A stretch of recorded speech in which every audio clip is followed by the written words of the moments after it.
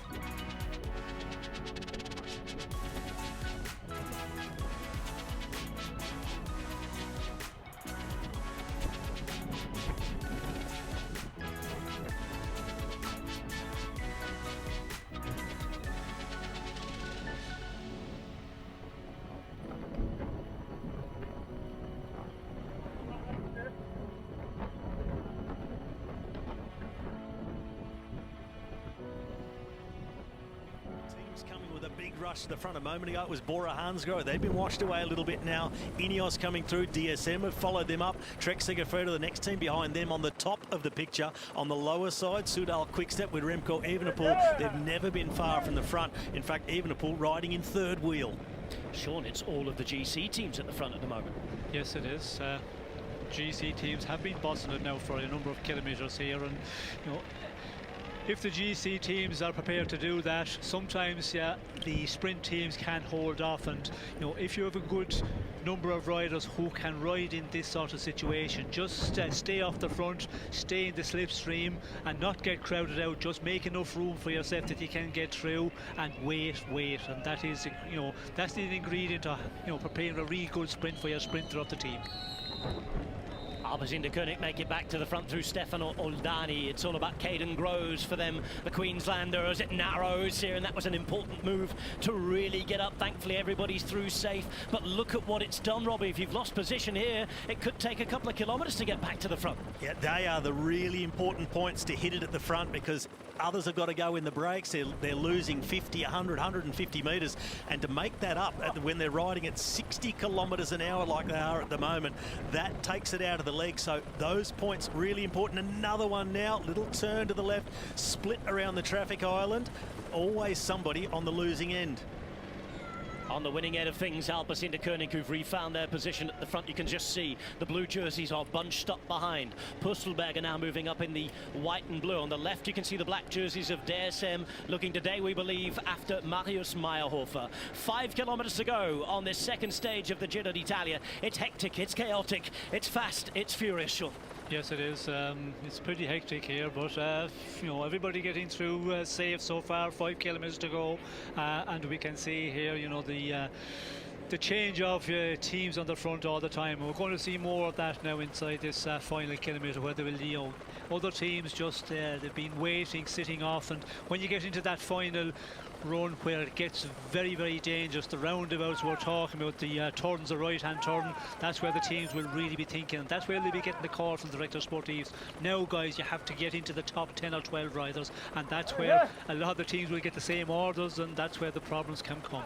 1.4 kilometres to go is the magic number as far as the roundabout's concerned. Just 1,200 metres now. In time, it turns to 1 kilometre as I finish the phrase for the GC times to be taken, and that sigh of relief, Robbie McEwen. Well, look, another narrowing now in Alpes into Koenig. They've made their run to the front at the perfect time, bringing Caden Groves, but right in the middle, the pink jersey, Remco Evenepoel looking relaxed, perfectly positioned. Big switch out and a crash. There we go. They're down on the right-hand side, down, and it's just before that moment. Cavs down. Riders down.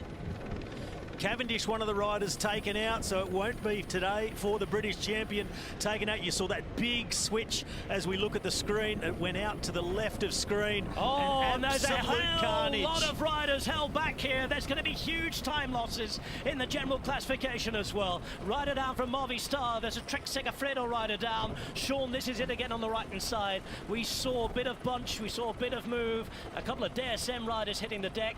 Mark Cavendish is involved on the right-hand side as well, says Robbie. There he is. Oh no, and look, a whole host of riders caught up before that 3 kilometre to go, Mark. Yes, you could see there there's the bumping, and you know, I think belting of shoulders, and rider get pushed and then touch the wheel, and you know, down they go. Evenepoel safe, Roglic safe, Robbie McEwen. Well, when you saw the big switch, there's a rider in the middle who just made a little move out, and a big reaction then came from Affini. He moved out to his right-hand side, and it just went like a cascade down the peloton, and then eventually took riders out and overlapping wheels. Cavendish was almost stopped and avoided it, and somebody else hit him. You saw him cover up, but all the rest had already come to a standstill. But that's taken him out of it and really narrowed the bunch down with 2.5 kilometres to go. Gentlemen, I'll see you on the other side. Thanks, Robbie. We're going to have implications in the general classification, I'm afraid, after that. At the front, you can see Brandon McNulty moving up, so you can quite clearly see that Almeida's safe. Remco Evenepoel at the back here. We know that Roglic is involved in this group as well, nice and safe as well. Through the centre, it's Michael Matthews up to try and take a stage win. David Dekker, one of the sprinters who's still there as well. Caden Groves in a good position, and Arne Marit on the left-hand side. 2Ks to go, Sean, and they're chasing on back. Those involved in the GC trying to save the day. Yes, well, we can see there is, looks like a split here. If we could just pan back a bit, it looks like there's a gap here between this leading group and back to the riders, who had to slow up quite a lot with that crash there. Is there a gap? Maybe not, but it's definitely stretched out a lot back further in the peloton. EF Education Easy Post, one of the teams affected, I think, in terms of general classification time lost there. Mats Pedersen, whose team's ridden all day, he's out the game as well, I'm afraid. And we're coming up to that roundabout now, 1.4 kilometres to go. There'll be less riders involved there, but it's a chance where everybody has to be very, very careful. Here we go then, left turn, long way around. Real slow up of speed and then an acceleration out of this, and it's such a small group here. There are going to be implications in terms of the GC. We'll deal with that afterwards. right-hand turn going to come up for the final 750 metres to the line in just a minute's time. And there's an opportunity now, and Sean, there's a lot of open road before those coming back. We go to 1 kilometre to go. Yes, a lot of road there, and going to be a big time loss here for some of the riders held up further back. The GC men will wait until later to see there, but we can see here, you know, the team that has been riding on the front, Albison, they are still very much up there, but there's a lot of sprinters. Ackerman was also there, I could see him. So yeah, this is the final 800 metres now, and this is the long run in here. If you take it up too early, well then, you know, that can be a difficult one to hold on all the way to the line. Here we go then, inside the final 600 metres. There's another big group trying to get back and limit the losses in the time gap. But in terms of the stage win itself, Basina Kurdik are into the final 400 metres now. Ramon Sinkeldam is on the front on the left-hand side as we look at it. You can see through the centre that Michael Matthews is getting ready to go. Simone Consonni is there in the white and the red, but it's Groves who's ready to fire now. Through the centre, Gavidia goes on his own. Gavidia hits the front. There he is in the blue with a white helmet. Ackerman, the former German champion, on the right-hand side, and the white trying to get around him. It's Milan through the centre. There's Groves on the left-hand side. Decker's hitting the front as well, but Milan's keeping it. Milan's going all the way, and Jonathan Milan is the winner of stage 2 for Bahrain victorious. Just like the one in the Saudi Tour, he hit the front and they couldn't budge him. That is a sensational result after a shocking final few kilometres. The big name sprinters in the world were going at it. They pressed liftoff, they accelerated, but they couldn't come round big Jonathan Milan. And from all of that strength to the track, he's now proving himself a real star on the road. Jonathan Milan is a Giro d'Italia stage winner on a day where we may be counting the cost of some very big names.